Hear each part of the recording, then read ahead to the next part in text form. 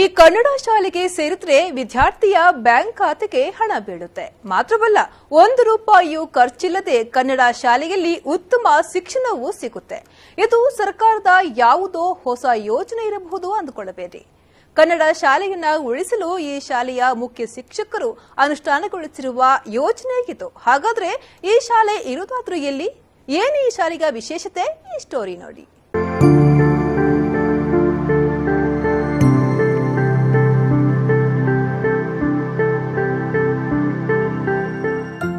ಉಡುಪಿ ಜಿಲ್ಲೆ ಕುಂದಾಪುರ ತಾಲೂಕಿನ ಕೊಂಜಾಡಿ ಗ್ರಾಮದಲ್ಲಿರುವ ಸರ್ಕಾರಿ ಕಿರಿಯ ಪ್ರಾಥಮಿಕ ಶಾಲೆಯ ದೃಶ್ಯ ಇದು. ಸರ್ಕಾರದಿಂದ ಸಾಧ್ಯವಾಗದ ಅಪೂರ್ವ ಯೋಜನೆಯೊಂದನ್ನ ಅನುಷ್ಠಾನಗೊಳಿಸಿದ ಹೆಗ್ಗಳಿಕೆ ಈ ಶಾಲೆಯದ್ದು.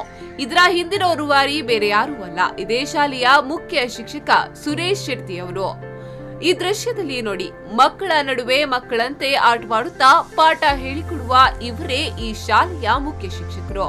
ಇವರು ಈ ಶಾಲೆಗೆ ಸೇರಿದ ಮಕ್ಕಳಿಗೆ ಸರ್ಕಾರ ಕೊಡುವ ನೋಟ್ ಪುಸ್ತಕಕ್ಕೆ ಕಾಯದೆ ತಾವೇ ಬ್ಯಾಗ್, ಪೆನ್ನು, ಪೆನ್ಸಿಲ್ ಅನ್ನ ಕೊಡಿಸ್ತಾರೆ. ತಮ್ಮ ಖರ್ಚಿನಿಂದಲೇ ದೂರದಿಂದ ಬರುವ ವಿದ್ಯಾರ್ಥಿಗಳಿಗೆ ಶಾಲೆಗೆ ಹೋಗಲು ಬರಲು ಆಟೋ ವ್ಯವಸ್ಥೆ ಮಾಡಿದ್ದಾರೆ. ಇಷ್ಟು ಸಾಲದೆಂಬಂತೆ ರಾಷ್ಟ್ರೀಕೃತ ಬ್ಯಾಂಕ್ ಒಂದರಲ್ಲಿ ಪ್ರತಿ ಮಕ್ಕಳ ಹೆಸರಿನಲ್ಲಿ ₹1,000 ಎಫ್ಡಿ ಕೂಡ ಮಾಡಿಕೊಡ್ತಾರೆ. ಶಾಲೆಯಲ್ಲಿ ಮಕ್ಕಳು ಹೊರಹೋಗಿ ಕೈ ತೊಳೆಯಬಾರದು ಎಂಬ ಉದ್ದೇಶದಿಂದ ಶಾಲೆ ಆವರಣದಲ್ಲೇ ವಾಶ್ ಬೇಸಿನ್ ಕೂಡ ಮಾಡಿಕೊಟ್ಟಿದ್ದಾರೆ. ಅಲ್ಪ ಸ್ವಲ್ಪ ದಾನಿಗಳ ಸಹಕಾರ ಪಡೆದದ್ದು ಬಿಟ್ಟರೆ ಉಳಿದ ಖರ್ಚನ್ನ ಇವರು ತಮ್ಮ ಕಿಸೆಯಿಂದಲೇ ಭರಿಸುತ್ತಾರೆ.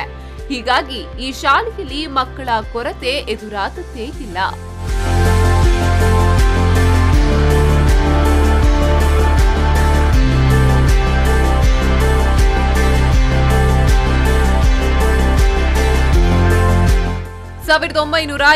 ರಲ್ಲಿ ಪ್ರಾರಂಭವಾದ ಈ ಶಾಲೆಯಲ್ಲಿ 99% ಕುಡುಂಬಿ ಜನಾಂಗದ ಮಕ್ಕಳೇ ಕಲಿಯುತ್ತಿದ್ದಾರೆ.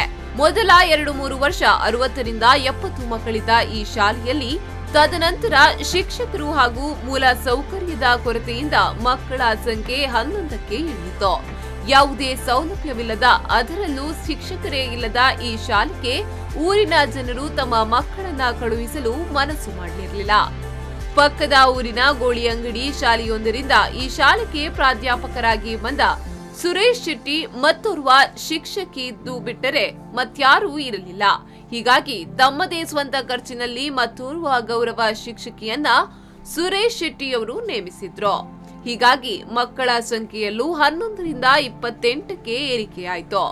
ಮಕ್ಕಳ ಹಾಗೂ ಶಿಕ್ಷಕರ ಕೊರತೆಯಾಗಿ ಈ ಶಾಲೆ ಮುಚ್ಚಬಾರದು ಎಂಬ ಉದ್ದೇಶದಿಂದ ವಿವಿಧ ಯೋಜನೆಗಳನ್ನ ತಮ್ಮ ಸ್ವಂತ ಖರ್ಚು ಹಾಗೂ ದಾನಿಗಳ ಸಹಾಯದಿಂದ ಅನುಷ್ಠಾನಗೊಳಿಸಿದ ಸುರೇಶ್ ಶೆಟ್ಟಿ ವಾರ್ಷಿಕ 1 ಲಕ್ಷವನ್ನ ಈ ಶಾಲೆಗೆ ವ್ಯಯಿಸುತ್ತಿದ್ದಾರೆ.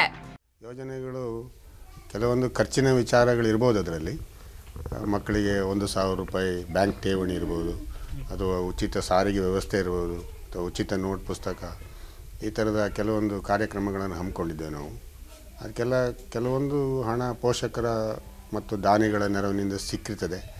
ಕಡಿಮೆ ಆದ್ದರಿಂದ ನಾವೇ ಸ್ವಂತ ಭರಿಸುವಂಥ ನಿಟ್ಟಿನಲ್ಲಿ ಯೋಜನೆಗಳನ್ನು ಹಮ್ಮಿಕೊಂಡಿದ್ದೇನೆ.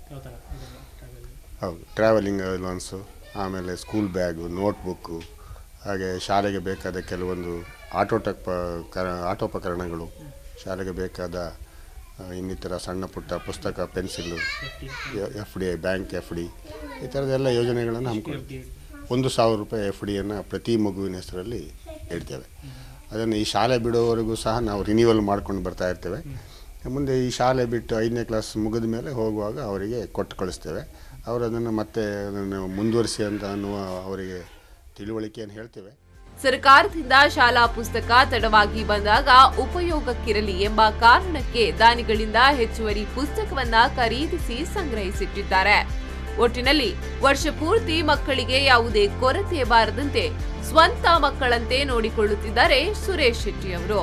ಇದೀಗ ಓರ್ವ ಸಹ ಶಿಕ್ಷಕಿ ಬೇರೊಂದು ಶಾಲೆಗೆ ವರ್ಗಾವಣೆಯಾಗಲಿರುವುದರಿಂದ ಮುಂದಿನ ದಿನಗಳಲ್ಲಿ ಮತ್ತೆ ಶಿಕ್ಷಕರ ಕೊರತೆ ಈ ಶಾಲೆಯನ್ನ ಕಾಡುವ ಸಾಧ್ಯತೆ ಇದೆ. ಹೀಗಾಗಿ ಖಾಲಿ ಇರುವ ಶಿಕ್ಷಕರ ಹುದ್ದೆಯನ್ನ ತುಂಬಿಸುವಲ್ಲಿ ಸರ್ಕಾರ ಮನಸ್ಸು ಮಾಡಬೇಕು ಎಂದು ಇಲ್ಲಿನ ಶಿಕ್ಷಕಿಯರು ಆಗ್ರಹಿಸಿದ್ದಾರೆ. ಅದಕ್ಕಾಗಿ ಊರವ್ರಿಗೆ ಎಲ್ಲರಿಗೂ ತುಂಬ ಖುಷಿ ಆಯಿತು. ನಮ್ಮ ಮಕ್ಕಳಿಗೂ ಕಳ್ಸೋಣ ಅಂತೇಳಿ ಅವರೆಲ್ಲ ಮಾತಾಡ್ಕೊಂಡು ಈಗ 28ಕ್ಕೆ ಹೆಚ್ಚಾಗಿದೆ ನಮ್ಮ ಶಾಲೆಯಲ್ಲಿ ವಿದ್ಯಾರ್ಥಿಗಳಿಗೂ. ಮತ್ತು 5ನೇ ಕ್ಲಾಸಲ್ಲಿ ಹೋದ ಸರಿ ಬಿಟ್ರಲ್ಲ ಅವರಿಗೆ ಈ ಶಾಲೆ ಬಿಟ್ಟು ಹೋಗೋದು ಹೇಗಪ್ಪ, ನಮಗೆ ಈ ಟೀಚರ್ಸಿಗೆಲ್ಲ ಬಿಟ್ಟು ಹೋಗೋಕ್ಕೆ ಖುಷಿನೇ ಆಗ್ತಾಯಿಲ್ಲ. ಆದರೆ ಏನು ಮಾಡೋದು, ನಾವು ಬೇರೆ ಶಾಲೆಗೆ ಹೋಗಬೇಕಲ್ಲ, ಅನಿವಾರ್ಯವಾಗಿ ಹೋಗಲೇಬೇಕಲ್ಲ, ಅದಕ್ಕೆ ಹೋಗ್ತಾ ಇದ್ದೀವಿ. ನಮಗೆ ಇಲ್ಲೇ 8ನೇ ಕ್ಲಾಸ್ವರೆಗೆ ಮಾಡಿದರೆ ತುಂಬ ಖುಷಿ ಆಗ್ತಿತ್ತು ಅಂತ ಅವರೆಲ್ಲ ಮಕ್ಕಳು ಎಲ್ಲರ ಬಾಯಲ್ಲೂ ಹೇಳ್ತಿದ್ರು. ಮತ್ತು ಅವರು ಪೇರೆಂಟ್ಸ್ ಎಲ್ಲ ಹಾಗೆ ಹೇಳ್ತಿದ್ರು, ತುಂಬ ಜನ ಹೇಳಿದರು. ನಾವು ನಮ್ಮ ಸರ್ ಅಂತ ಹೇಳಿದ್ರು ಅಂದರೆ 5ನೇ ಕ್ಲಾಸ್ 6ನೇ ಕ್ಲಾಸ್ ಮಾಡೋದಾದರೆ ಒಂದು 6 ಜನ ಮಕ್ಕಳರು ಬೇಕು, ಆ್ಯಕ್ಚುಲಿ ಒಂದು 5 ಜನರು ಬೇಕಲ್ಲ, ಮಕ್ಕಳ ಸಂಖ್ಯೆ ಆದರೆ ನಾವು 6ನೇ ಕ್ಲಾಸು ಮಾಡ್ತೀವಿ ಅಂತ ಸರ್ ಹೇಳಿದರು. ಅಂದರೆ ಆಗಲಿಲ್ಲಲ್ಲ, ಅದಕ್ಕಾಗಿ 5 ಇದೆ ಈಗ. ಇನ್ನು ಮುಂದೆ 5ನೇ ಕ್ಲಾಸ್ ಕೇವಲ ಒಂದೇ ವರ್ಷದಲ್ಲಿ ಮಕ್ಕಳ ಸಂಖ್ಯೆಯನ್ನ ಹೆಚ್ಚಿಸಿದ ಕೀರ್ತಿ ಮುಖ್ಯ ಶಿಕ್ಷಕ ಸುರೇಶ್ ಶೆಟ್ಟಿ ಅವರದ್ದು.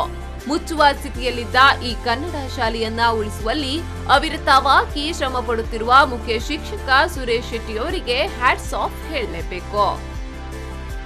Pallavi Santosh, V4 News 24/7 Udupi.